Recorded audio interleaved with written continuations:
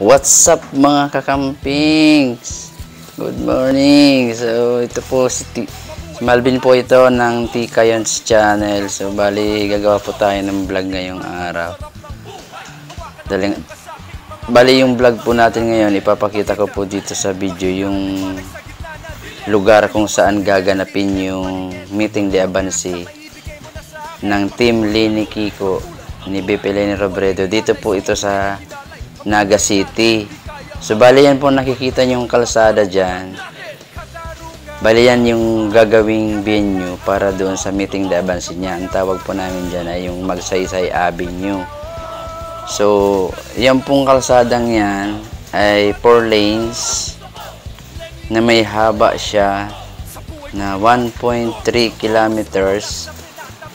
So bali yung 1.3 kilometers po, bali galing po yan dun sa bali yung odometer ko, kasi bago ako nag-start siniro ko muna siya. So hanggang sa nakarating ako dun sa pinaka venue niya, ang lumabas po is 1.3 kilometers. Pero hindi po ako sure dun sa ano kung talagang ganyan siya kahaba. So yun po nakakaalam, baka pwede nyo na lang po paki-comment dyan para ma-confirm po natin kung tama yung from Rotonda to dun sa venue, dun sa may Uma Residence, yung bagong building dyan is kung 1.3 km siya.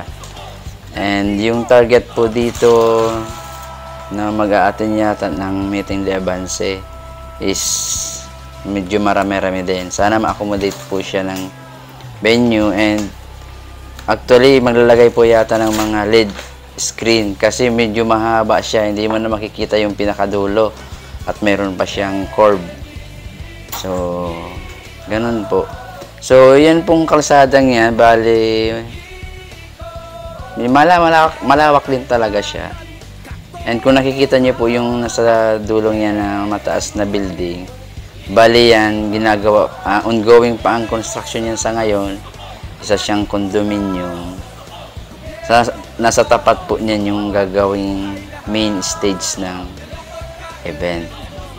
Inaanyayahan ko po ang lahat na dumalo at makisaya sa napakalaking event na ito dito sa atin sa Bicol, lalong-lalo na dito sa Naga City, yung meeting de Abansi ni BP Leni Robredo. Punta po tayo dito, ipakita po natin ang suporta sa ating susunod na Pangulo. So yun lang po. Yung po mga bago lang po dito sa aking channel, baka pwede